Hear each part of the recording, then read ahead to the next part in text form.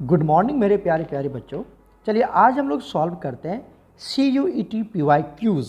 और आज जो मैंने चैप्टर लिया है वो है 12th क्लास का चैप्टर सॉल्यूशन, राइट। और ये सारे क्वेश्चंस हमारे 2022 में आया हुआ क्वेश्चन है, ठीक है, CUT में। तो सभी बच्चे ध्यान से देखना और इसको समझने की कोशिश करना। क्या कह रहा है, ध्यान से पढ़िए। At a certain place pure water boils at 99.725 degree Celsius. एक प्योर वाटर 99.72 डिग्री सेल्सियस पे बॉयल हो जाता है। Calculate the boiling point. Boiling point आपको फाइंड आउट करना है किसके? 0.69 molal solution of urea. Small m है, स्मॉल m मतलब मोलल, मोललिटी है ना, in the water at the same place, उसी प्लेस पर, जबकि Kb का वैल्यू आपको दिया हुआ है। तो चलिए इसको हम लोग सॉल्व करते हैं। Kb इसका मतलब क्या हुआ, ध्यान देखिए, यहाँ पर हम सॉल्व कर रहे हैं। Kb का मतलब क्या हुआ, ये बॉइलिंग पॉइंट है, Kb दिया हुआ है, मतलब हमें यहाँ पर रिलेशन निकालना पड़ेगा। Delta Tb is equal to Kb और m से। इस रिलेशन से हमें क्वेश्चन को सॉल्व करना पड़ेगा। समझ में आ गई बात? आपको समझ में आ गई? क्या दिया हुआ है अब आप देखिए तो, देखिए डेल्टा टीबी क्या है। डेल्टा टीबी याद होगा, आपने 12th पर रखा है, TB minus T naught B, इसी को बोलते हैं हम डेल्टा टीबी, जिसको एलिवेशन इन बॉइलिंग पॉइंट बोलते हैं। क्या बोलते हैं? एलिवेशन इन बॉइलिंग पॉइंट बोलते हैं। तो टीबी, टीबी क्या है ये सब आपको हमने पढ़ा रखा है, अगर आप ध्यान से देखे होंगे तो 12th पास कर चुके हैं। ये क्या है हमारा? TB, boiling point of impure solution. ये क्या है? बॉइलिंग पॉइंट ऑफ सॉल्यूशन, मान लो सॉल्यूशन। और ये क्या है बताओ तो, ये क्या है? Boiling point of pure solvent. Boiling point of pure solvent. Pure solvent मतलब वाटर, मतलब प्योर वाटर का, और ये सॉल्यूशन है यहाँ पर, ठीक है, समझ में आ गया। इज इक्वल टू क्या लिखा हुआ है? Kb into M. एम क्या है यहीं पे मैं बता देता हूँ। एम क्या है आपका? मोललिटी। एम क्या है? मोललिटी है, राइट। और Kb क्या है? इलेवेशन कांस्टेंट है ना, समझ में आ गया। ये Kb क्या है? Elevation constant. ये सब टर्म्स आपको ऑलरेडी पता है, इलेवेशन कांस्टेंट, राइट, लिख लेंगे। चलिए इस फॉर्मूला को यूज करके यहाँ पर वैल्यू पुट करते हैं। ये समझा दिया मैंने आपको, पॉज करके अच्छे से समझ लेना। तो क्या फॉर्मूला बन गया आपके पास? Delta TB is equal to Kb into molality, है ना। तो डेल्टा टीबी को कैसे लिख सकते हैं हम? डेल्टा टीबी को क्या लिख सकते हैं बताइए, एक सेकेंड। डेल्टा टीबी को क्या लिख सकते हैं हम? ध्यान से देखिए, क्या लिख सकते हैं?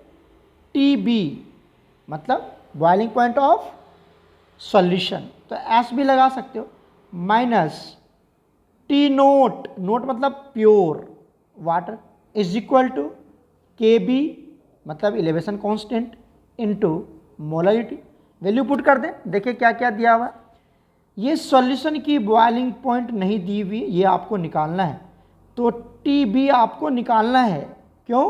क्योंकि ये आपको सॉल्यूशन की बॉइलिंग पॉइंट पूछ रहा है। Calculate the boiling point of इतना मोलर सॉल्यूशन, इसकी सॉल्यूशन की बॉइलिंग पॉइंट निकालना, माइनस, अब देखिए Tb का वैल्यू दिया हुआ है क्या, देखिए तो टी नोट बी का वैल्यू दिया हुआ है प्योर सॉल्वेंट, प्योर वाटर, यही है ना जी, प्योर वाटर मतलब प्योर सॉल्वेंट।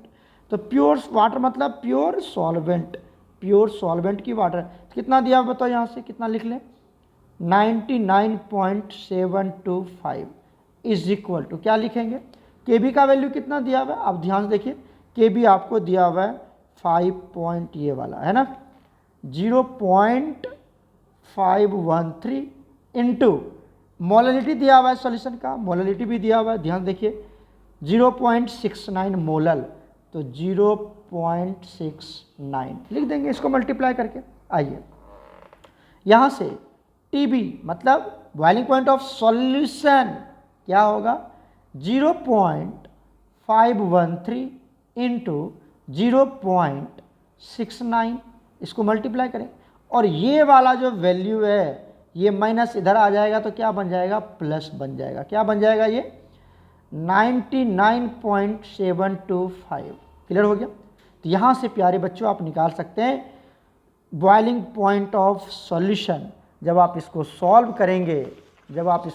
करेंगे, प्यारे बच्चों, ये आपका आ जाएगा कितना 100.07 डिग्री सेल्सियस। तो यही इसका आंसर होगा। तो आप चेक कर सकते हैं ये ऑप्शन किस में है। तो ये ऑप्शन आपको मिल जाएगा यहाँ पर बी में। दिखा, ये बी इसका करेक्ट आंसर है। समझ में आ गया। चलते हम लोग सॉल्व करते हैं नेक्स्ट क्वेश्चन।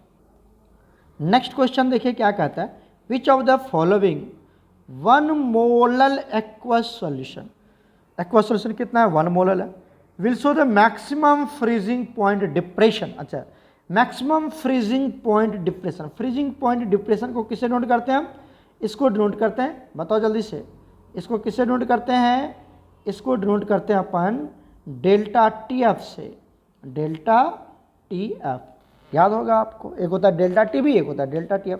तो ये कैसे किसकी ज़्यादा होगी, डेल्टा टी एफ, है ना।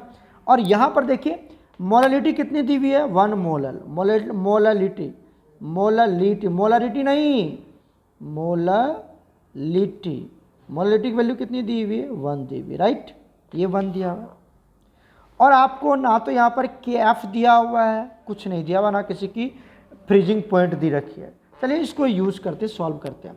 आपने एक फॉर्मूला तो पढ़ा ही होगा, delta T F is equal to K F into molality, बिल्कुल वैसा ही फॉर्मूला है यहाँ पर। बट आप समझिए यहाँ पर बच्चा ये मोललिटी तो दिया हुआ है, कितना दिया हुआ है 1 मोलल दिया हुआ है ना।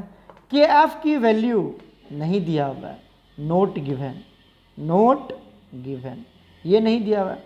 उसके बाद डेल्टा टी एफ में क्या लिखेंगे हम, T note F minus T F, ये सॉल्व। बट इसमें से किसी की भी वैल्यू हमें नहीं दी हुई है, सिर्फ एक ही चीज़ दिया हुआ है 1 मोलल बस। तो कैसे निकालेंगे, तो यहाँ पर ये फॉर्मूला थोड़ा सा एडवांस, मतलब वेंट ऑफ फैक्टर की मदद से निकालेंगे। कैसे निकालेंगे हम, ये वाला जो फॉर्मूला है ये निकल जाएगा वेंट ऑफ फैक्टर से। क्या निकालेंगे हम, delta T F is equal to I into K F into M, ये वाला फॉर्मूला यूज़ होगा। समझिए बात को, ठीक है। जब ये वाला फॉर्मूला यूज होगा तो यहाँ से आप क्या देख पा रहे होंगे, यहाँ से आप ये देख पा रहे होंगे कि delta T F is directly proportional to van't Hoff factor. पता चला आपको, इसी फॉर्मूला के ऊपर ये क्वेश्चन बनेगा। Delta T F is directly proportional to van't Hoff factor, जिसमें आई की वैल्यू ज़्यादा होगी उसी की डिप्रेशन इन फ्रीजिंग पॉइंट ज़्यादा होगा। समझ में आ गया, डिप्रेशन इन फ्रीजिंग पॉइंट ज़्यादा होगा। समझ में आ गया। अब समझिए यहाँ से हम कैसे निकालेंगे, मतलब समझ में आया कि delta T F is directly proportional to क्या है, आई, ये है ना, है जी। तो आई क्या है, आई क्या है, वेंट ऑफ फैक्टर है। आई क्या है यहाँ पर, वेंट ऑफ फैक्टर, मतलब ये आई क्या है, नंबर ऑफ आयंस, क्या है ये, नंबर ऑफ आयंस है। तो जिसके नंबर ऑफ आयंस ज़्यादा होंगे उसकी डिप्रेशन एंड फ्रीजिंग पॉइंट ज़्यादा होगी, और जिसके कम होंगे उसके कम होगी, राइट। समझ में आ गया। तो चलिए इसको कैसे सॉल्व करते हैं। सबसे पहले हम क्या करते हैं, नंबर ऑफ आयंस कैलकुलेट कर लेते हैं। क्या कैलकुलेट करेंगे, नंबर ऑफ आयंस। तो चलिए इसको नंबर ऑफ आयंस पहले फाइंड आउट करते हैं। तो देखिए पहला जो ऑप्शन है यहाँ पर, ये वाला ऑप्शन, पहला केस में कितने आयंस होंगे, जब इसको आप पानी में डालोगे, इसको जब आप पानी में डालोगे तो कितने आयंस बनेंगे। ये तो वाटर ही है, वाटर को काउंट नहीं करते, वाटर को पानी में डालेंगे तो वाटर ही बनेगा ना, उसके तो बात ही छोड़ दो। ये पूरा का पूरा कोऑर्डिनेशन स्फीयर के अंडर है, तो एक ही बनेंगे, एक ही आयंस होंगे, तो यहाँ पर 1 आई हो गया। जब इसको आप सेकेंड वाले को पानी में डालोगे, तो क्या बनेगा, 3 इसके आयंस बनेंगे और एक ये वाला बनेगा, है ना। तो क्या बन जाएगा, यहाँ पर 4 बनेंगे। थर्ड वाला को डालेंगे पानी में तो कितने बनेंगे, ध्यान से देखिए, ये तो वाटर ही है, इसको तो बात ही छोड़ दो, 2 यहाँ से बनेंगे और एक ये पूरा का पूरा बन जाएगा। कितना बन गया, 3। फोर्थ वाला को भी जब आप पानी में डालेंगे तो क्या होगा, वाटर को तो छोड़ ही दो, वाटर तो काउंट ही नहीं करते। 2 यहाँ से बनेंगे, 2 Cl है तो 2 बनेंगे, 2 आयंस 2 Cl माइनस बनेंगे ना, और ये एक पूरा का पूरा, मतलब यहाँ भी 3 बनेंगे। तो जिसके I की वैल्यू ज़्यादा उसका डिप्रेशन इन फ्रीजिंग पॉइंट भी ज़्यादा, ये तो मैंने अभी समझाया था आपको। जिसके नंबर ऑफ आयंस ज़्यादा उसके डिप्रेशन इन फ्रीजिंग पॉइंट भी क्या होगा, ज़्यादा होगा। तो किसके ज़्यादा है बच्चा, ये 4I का वैल्यू ज़्यादा है, मतलब सेकेंड ऑप्शन मतलब बी इज़ करेक्ट। तो इसका सही ऑप्शन क्या होगा, B is correct option. Clear हो गया, इस तरह से इसको सॉल्व करेंगे। चलिए चलते हैं थर्ड क्वेश्चन पर। देखो थर्ड क्वेश्चन क्या कहता है, the metal present in brass are, brass में कौन सा मेटल प्रेजेंट होता है। ये क्वेश्चन सारे क्वेश्चन आए हुए हैं 2022 के CUET में, ठीक है। तो PYQ हम लोग सॉल्व कर रहे हैं। कहता है कौन सा मेटल ब्रास में आया हुआ है। आपके पास, आप तो हमने पढ़ाया हुआ है सॉल्यूशन चैप्टर में, जो ब्रास है, जो ब्रास है, ब्रास क्या है, एक एलवाई है। क्या है ये, इट इज़ एन एलवाई, ये एक एलवाई है बच्चा, ये एक एलवाई है। और ये किसका एलवाई है, it is an alloy of, it is an alloy of, किसके एलवाई हैं, सबसे पहली बात ये समझिए, ये आपका कॉपर एंड जिंक का एलवाई है, कॉपर एंड जिंक, जिसमें आप देखेंगे कॉपर कितना होता है, 60% होता है बाय मास, कितना होता है 60%, और जिंक कितना होता है 40%। बच गया तो 40% ही बचा ना, तो 40%। तो मेन आपको ये याद रखना है कि जो ब्रास होता है बच्चा, brass is an alloy of copper and zinc. तो आप देख लीजिए कॉपर एंड जिंक किसमें है, तो फर्स्ट ऑप्शन ही है, तो option A is correct, option A is correct. Clear है, चलते हैं नेक्स्ट क्वेश्चन पर। नेक्स्ट क्वेश्चन देखिए क्या कहता है, solubility of carbon dioxide, CO2 की सोलेबिलिटी, सोलेबिलिटी कार्बन डाइऑक्साइड क्या है, गैस है, कार्बन डाइऑक्साइड क्या है बच्चा, एक गैस। तो गैस की सोलेबिलिटी हेनरी लॉ में पढ़ाया गया था, आपको याद होना चाहिए। सोडा वाटर जो बनाते हैं हम लोग, सोडा वाटर पीते हैं ना, इंक्रीजेज विथ किसकी, अगर सोलेबिलिटी आपको गैस की सोलेबिलिटी इंक्रीज करनी है तो कैसे इंक्रीज करेंगे आप, गैस की सोलेबिलिटी इंक्रीज करनी है लिक्विड में। तो याद है आपको, मैंने ऑलरेडी पढ़ा रखा है कि किसी भी गैस की सोलेबिलिटी आप कैसे इंक्रीज कर सकते हैं। तो हम यहाँ पर आंसर लिख रहे हैं, ध्यान देखिए, सोलेबिलिटी, हेनरी लॉ याद है तो आराम से हो जाएगा, सोलेबिलिटी ऑफ CO2 गैस, ठीक है, solubility of CO2 gas increases, increase करनी है ना, तो इंक्रीजेज विथ, कैसे इंक्रीज कर सकते हैं, ध्यान देखिए, पहला क्या लिख सकते हैं यहाँ पर, विथ इंक्रीज इन प्रेशर। अगर आपने प्रेशर को बढ़ा दिया, विथ तो पहले ही लिख चुके हैं, तो with increase in pressure, increase in pressure, अगर आप प्रेशर को बढ़ा दोगे तो गैस उसके अंदर, लिक्विड के अंदर ज़्यादा डिज़ोल्व हो जाएगा, है ना, और ज़्यादा डिज़ोल्व होगा तो सोलिबिलिटी बढ़ जाएगी। दूसरा ऑप्शन क्या है यहाँ पर, डिक्रीज इन टेम्परेचर, टेम्परेचर को क्या कर दीजिए, डिक्रीज कर दीजिए। टेम्परेचर को बढ़ाओगे तो गैस भागना शुरू हो जाता है, लिक्विड में जो भी गैस है वो भी निकल जाएगा अगर आप गर्म, इसलिए तो गर्मी के मौसम में जो पोंड्स में या नदी में मछलियाँ होती वो मर जाती, क्यों, क्योंकि नदी में जितनी भी CO2 गैस या जो भी गैसेस डिजोल्व होता है, O2 गैस डिजोल्व होता है, O2 गैस जनरल तो O2 गैस होता है, मछली को O2 गैस चाहिए, तो वो O2 गैस वहाँ से बाहर निकलने लगता है, गर्मी बढ़ती है, टेम्परेचर बढ़ता है, तो गैस की सोलिबिलिटी डिक्रीज हो जाता है। तो अगर आप डिक्रीज करेंगे टेम्परेचर को, टेम्परेचर डिक्रीज होगा तो सोलिबिलिटी इंक्रीज करेगी, और अगर आप प्रेशर को इंक्रीज करेंगे तो सोलिबिलिटी इंक्रीज होगी। तो ये दोनों फैक्टर है जो आपको हमेशा याद रखना है कि अगर गैस को डिजोल्व कर, चाहे वो CO2 गैस हो, O2 गैस, कोई भी गैस हो, अगर उसकी सोलिबिलिटी इंक्रीज करनी है तो आपको प्रेशर बढ़ाना पड़ेगा और टेम्परेचर को कम करना पड़ेगा। तो ऑप्शन यहाँ पर कौन सा सही होगा, देख लीजिए, option B is absolutely correct, increase in pressure and decrease in temperature, this option is absolutely correct. Clear हो गया, याद रखना सभी बच्चे। चलते हैं नेक्स्ट क्वेश्चन पर। नेक्स्ट क्वेश्चन देखिए क्या कहता है, which of the following shows negative deviation, negative deviation कौन शो करेगा? From the Raoult's law. Raoult's law का क्वेश्चन है। निगेटिव डेविएशन, पॉजिटिव डेविएशन हमने आपको पढ़ाया हुआ है। तो यहाँ पे 4 ऑप्शन है। इसका जो करेक्ट ऑप्शन है वो होगा सी। क्यों होगा सी? समझिए, यहाँ पर जो एसीटोन है एंड क्लोरोफॉर्म है, ये हाइड्रोजन बॉन्ड बना लेता है। देखिए, अ मिक्सचर ऑफ, अब आंसर लिख रहा हूँ मैं, a mixture of acetone and chloroform, acetone and chloroform will show negative deviation. क्या शो करेगा? वो निगेटिव डेविएशन शो करेगा। क्यों शो करेगा निगेटिव डेविएशन? वो भी समझिए। ड्यू टू फॉर्मेशन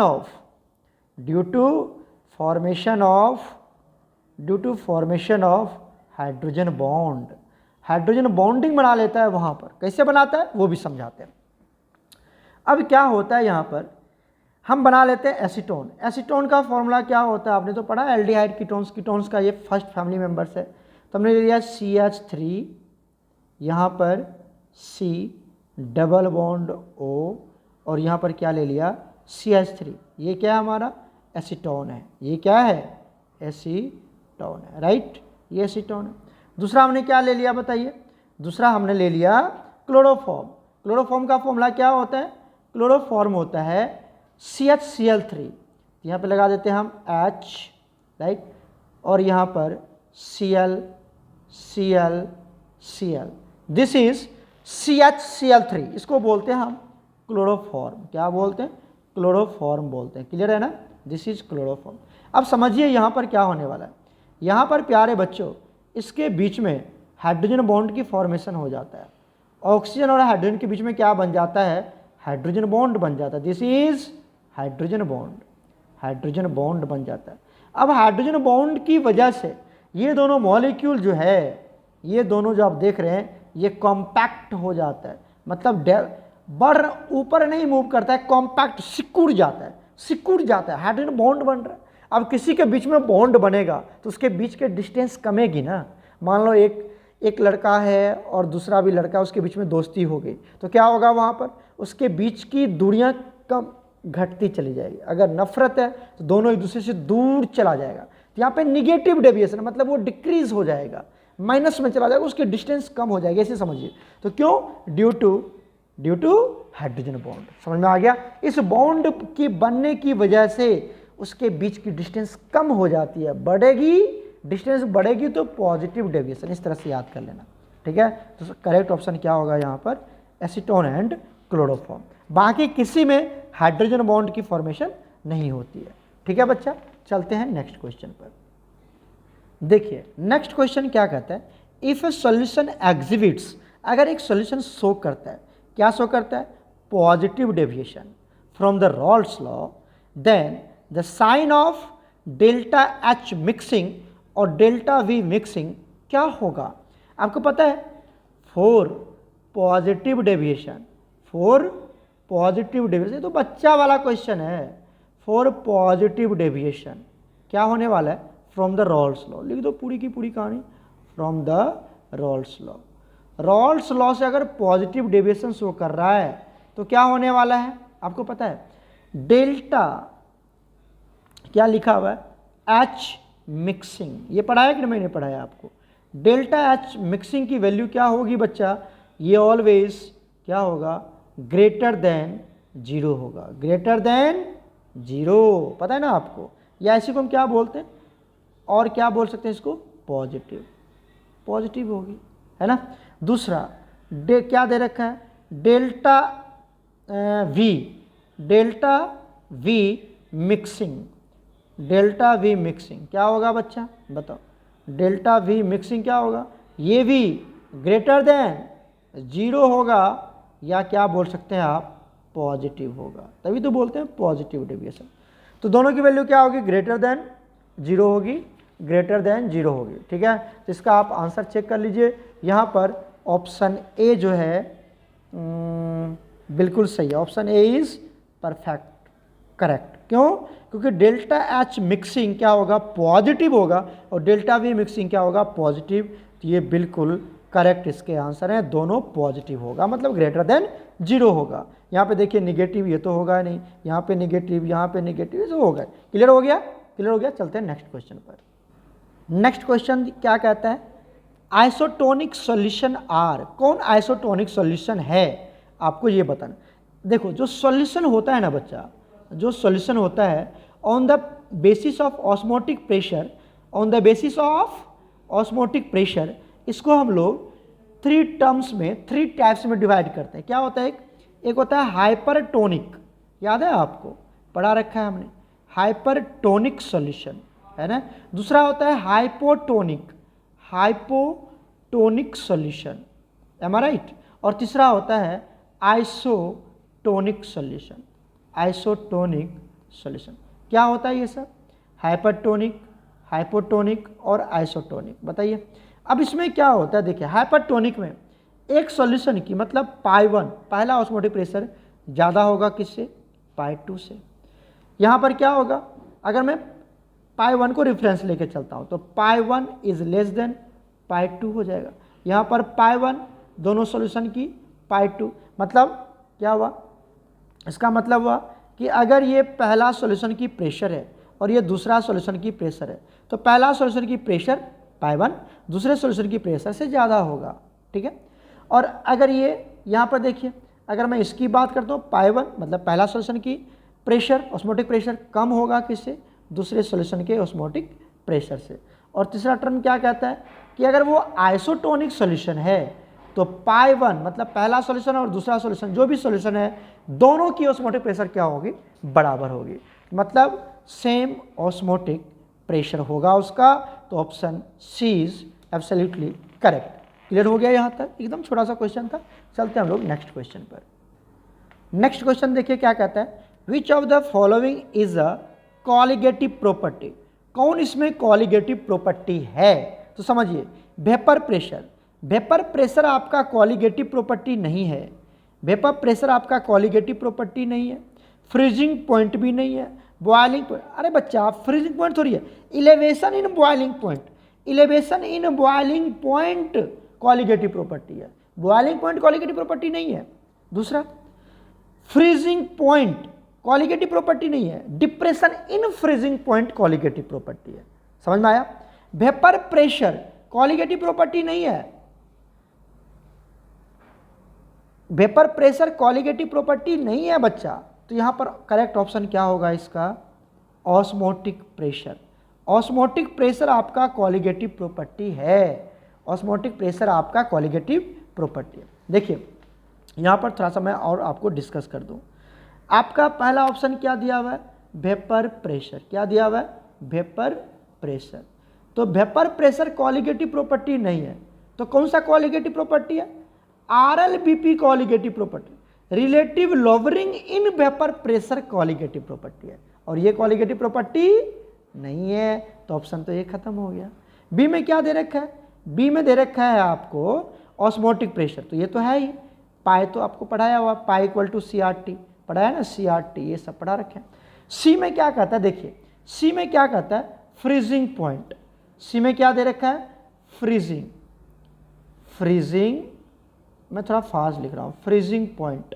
ये ऑस्मोटिक, ये कॉलिगेटिव प्रॉपर्टी नहीं है, तो क्या कॉलिगेटिव प्रॉपर्टी है, डेल्टा TF, क्या बोलते हैं इसको, depression in freezing point, depression in freezing point colligative property है, फ्रीजिंग पॉइंट कॉलिगेटिव प्रॉपर्टी नहीं है।